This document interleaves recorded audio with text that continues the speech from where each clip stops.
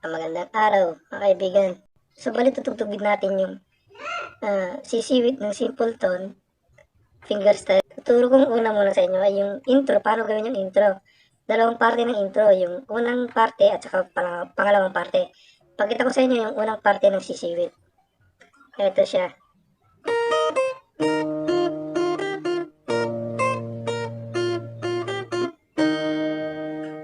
Yun yung unang parte ng sisiwit. At ito naman yung pangalawang parte ng intro ng sisiwit.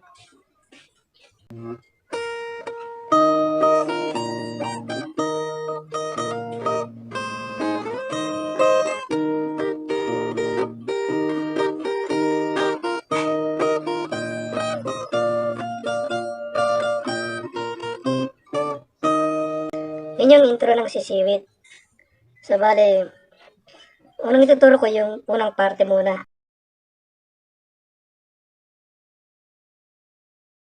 Ito nga pala yung E string, B string, G string, sa pangatlong string. Sa pangapat na string ay yung D string. Sa panglima ay yung A string. At yung panganim ay yung string din, E string din. Yung sabay mong pindutin yung E string at saka B string. Itong dalawang. Sabay mo ni pre-press yan sa 5th fret. 1, 2, 3, 4, 5. 5th fret. And then, una mong kakalabitin ay ang B string ng isang beses. Isang beses nila. Ganun. Susunod ay ang B string sa 7th fret. Ganito pagkasunod niya.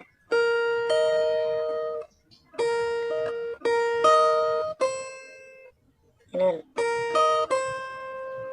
Pabalik sa 5th fret ng B string. Pagkabalik, kasabay na ng A string. Ganun. Bali ganito yung pagkakasunod niya.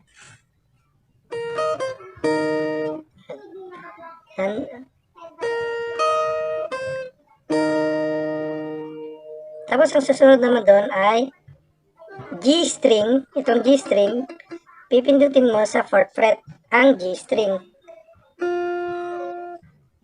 Bali ganito siya.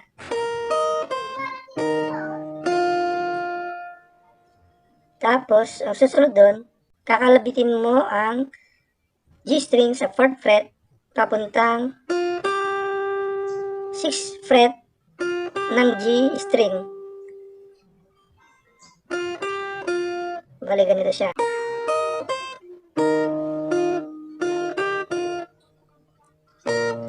Pabalik sa 5th fret ng B string kasabay ng E string sa taas. Bali ganitong pagkasunod niya.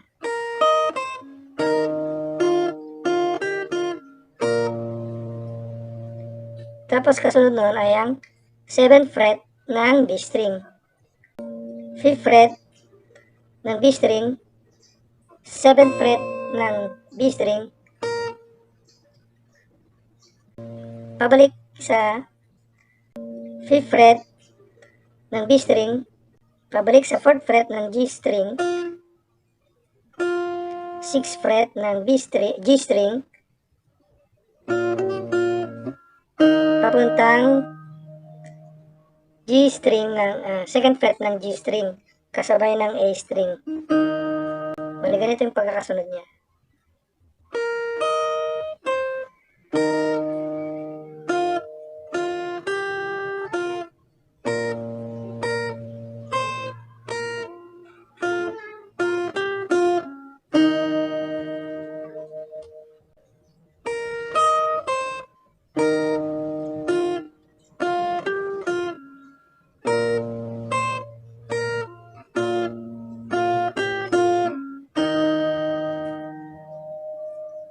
Yan yung unang parte ng intro ng sisiwit. At yung pangalawang parte naman, tutugtugin ko ulit yung pangalawang parte. Ganito siya tugtugin.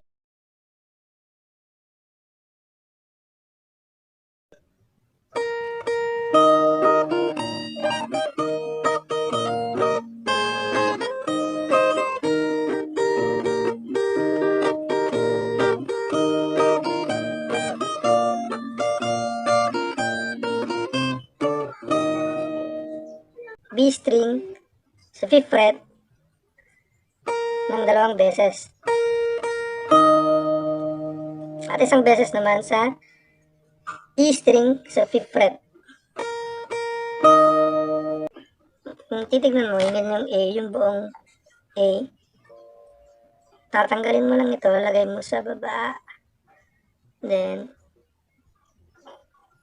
i-press mo yung E string at saka B string ng sabay. Then, yung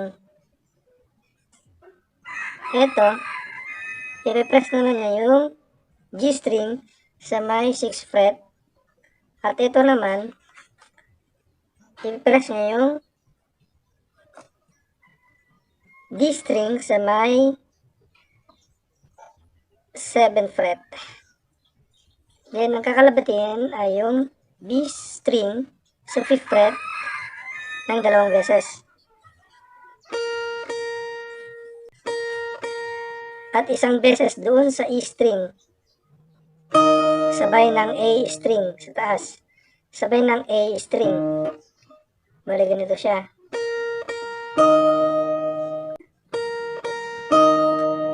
Ano, tapos isang beses nakalabit sa E string, papunta sa 12th fret. Papunta sa 12th fret ng E string at 14th fret ng B string. Sabay na ipaplakin. Bali ganito siya.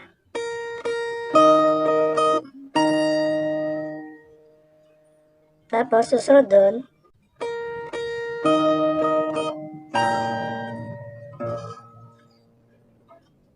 kasabay ng E string, ito,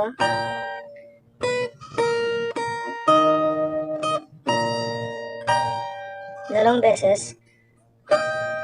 Tapos isang beses sa 9th fret ng E string at sa 10th fret ng B string.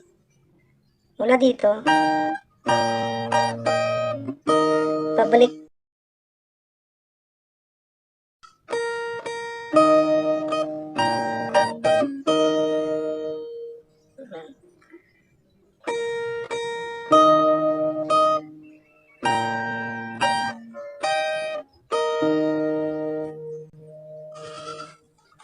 tapos ang susunod doon ay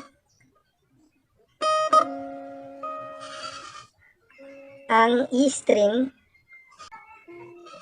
Okay, steady lang to na nakapress. Pat.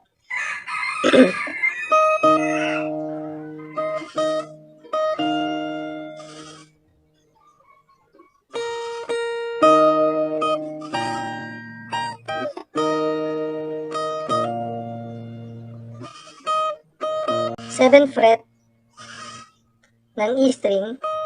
7th fret ng E string kasabay ng E string sa taas. Kasabay ng E string mo dito.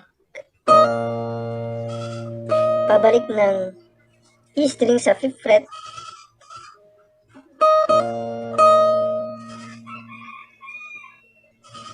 Papuntang D.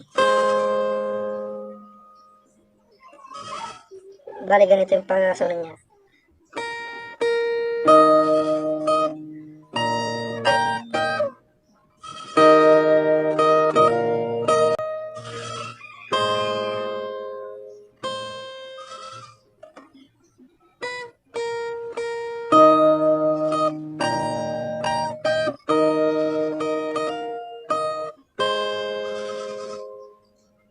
Tapos ang susunod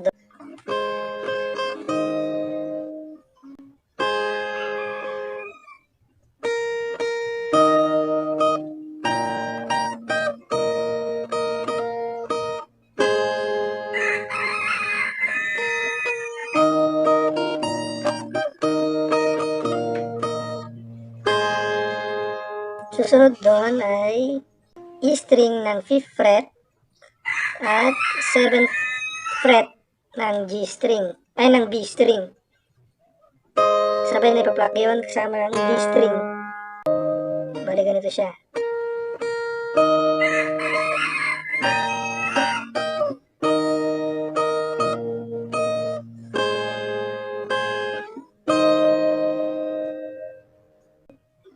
Pagkapunta mo dito, tapos kakalabitin mo ang E-string sa may 5th fret.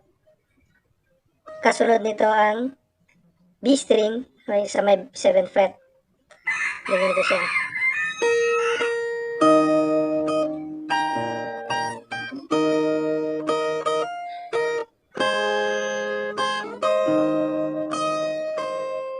Papuntang 5th fret ng B-string.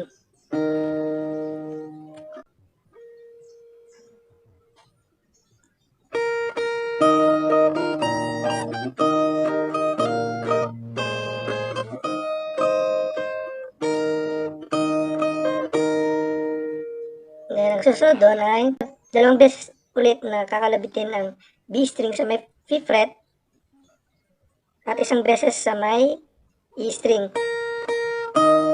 ng 5th fret. Tapos isang beses pa papuntang 9th fret ng E-string at 10th fret ng B-string. Sabay ni pa-flat kasama ng A-string.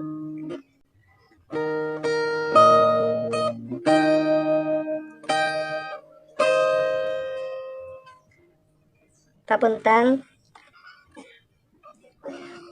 5th fret ng E-string at 7th fret ng B-string.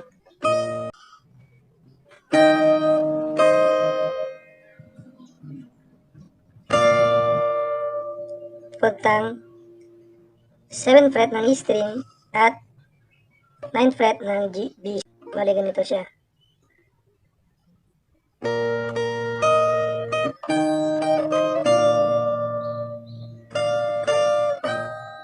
Pabalik sa papuntang 9th fret ng E-string at 10th fret ng B-string.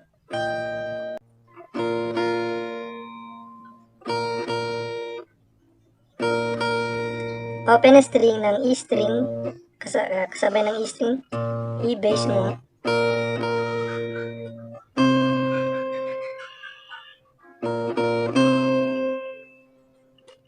Second fret ng E-string at second fret ng E-string sa baba. Sabay. Taas at baba, sabay.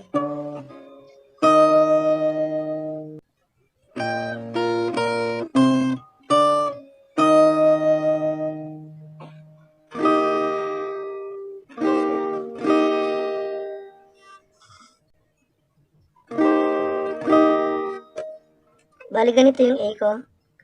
Yung A na ganyan, pinindot ko na lang ng isang yung E-string niya sa may 5th fret. Bali ganito yung tunog niya.